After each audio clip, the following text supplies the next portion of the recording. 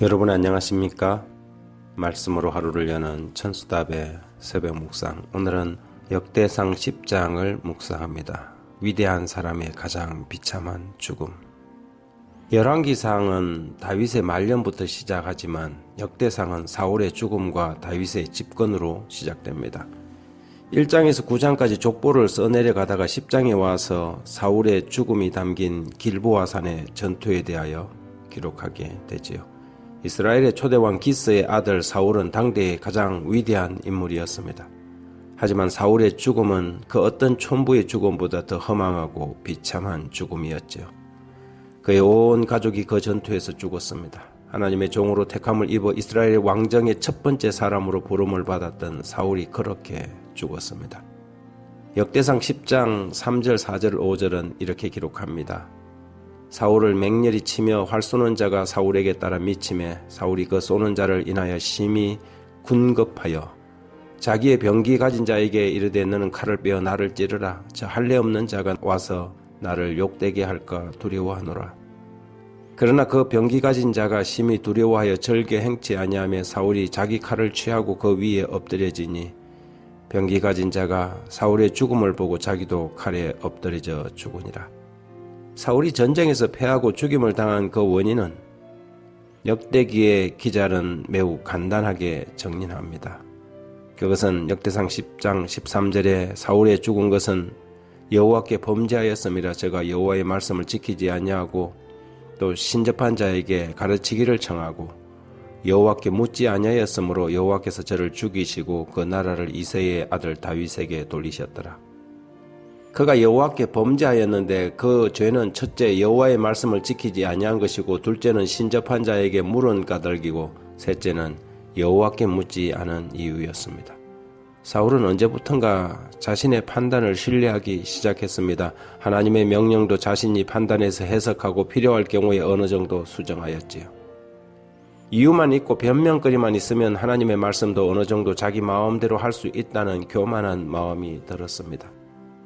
하지만 그것이 결국 하나님을 멀리 떠나는 첫걸음이 된 것이지요. 말씀을 전적으로 순종하는 것이 가장 안전합니다. 말씀을 자신이 해석하고 분해하려고 하는 것은 어리석은 짓이지요. 결국 그렇게 말씀을 자기 마음대로 해석하다가 우리는 사울의 길을 가게 될 것입니다. 하나님의 말씀은 남김없이 순종하는 것이 최선입니다. 사울의 두 번째 제목은 신접한 자에게 물은 것인데 신접한 자의 이 가장 큰 위험은 그 사상이 죽은 자가 여전히 살아있다는 기만에서 출발한 것입니다.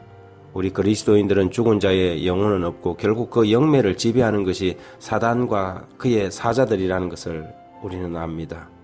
하지만 사람들이 영혼불멸 사상을 받아들이는 순간 사울처럼 신접한 사람들의 신통력을 믿게 된다는 것이지요.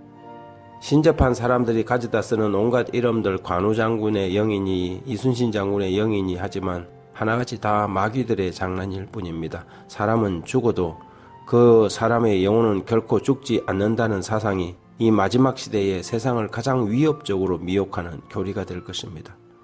드라마나 문화 콘텐츠들이 최근에 수없이 영혼불멸 사상을 다루고 있습니다. 재미거리로 오락거리로 죽은 자의 영혼과 교통하는 내용들로 채워져 있지요. 자연스럽게 죽은 자들의 영혼과 교통하는 장면들이 텔레비전의 화면에 등장하면서 사람들은 자연스럽게 죽은 자의 영혼에 대하여 수용하게 되고 이를 통하여 사단과 그의 사자들은 하나님의 말씀에 위배되는 거짓 교리들을 가르치게 될 것입니다.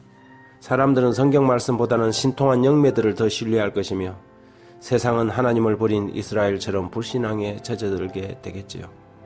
따라서 우리가 사울의 죄에 빠지지 않도록 주의하고 또 조심해야 할 것입니다.